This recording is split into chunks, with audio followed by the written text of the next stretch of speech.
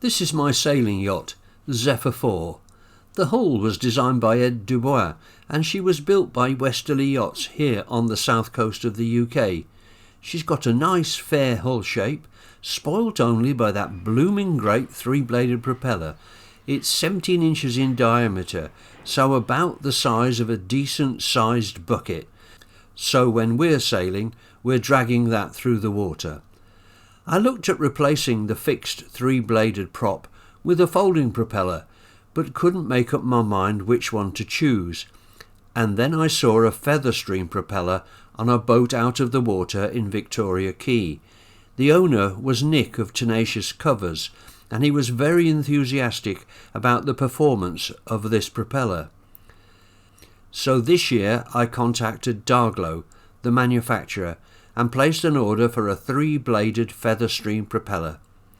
The first thing I had to do, of course, was to remove the old fixed propeller, and then send that with the fixing nut to Darglow so that they could replicate the shaft taper.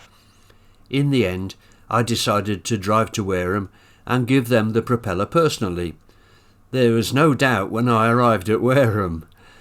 It was a good visit, and I learned a lot about the company and the beautifully engineered propellers. A couple of weeks later, the new propeller arrived, and as you can see, it's a wonderful bit of design and engineering. In the interim, I spent some time carefully cleaning up the shaft and the ambassador rope cutter, ready for the great day when the prop was to be fitted.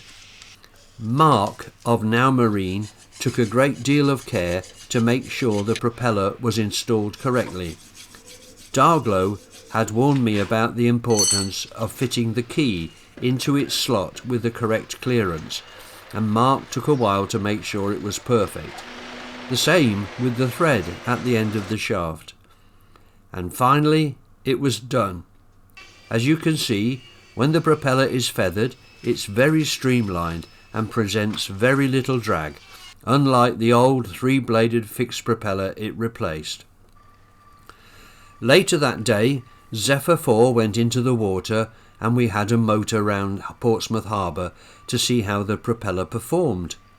I was very pleased to see that we were able to reach max hull speed at around 2,600 RPM, and there was minimal prop walk when going astern, and steering astern was much more precise than with the old propeller. I also noticed that the boat took much longer to slow down when I coasted in neutral as I approached our mooring. The following day we went for a sail. The prop still revolved when we stopped the engine, but as soon as we stopped the shaft rotation by putting it in astern, the prop feathered, and we could then sail in neutral without the prop rotating. I rather expected that the reduced propeller drag would not be that noticeable in strong winds, but we did seem to be going faster, seldom dropping below 6 knots and often in excess of 7. So I'm very pleased with the new propeller. I'm looking forward to sailing in some lighter winds to see if Zephyr IV will go a little quicker then. I'll report back later. Thanks for watching. Don't forget to like and subscribe, and a comment is always welcome. Bye bye.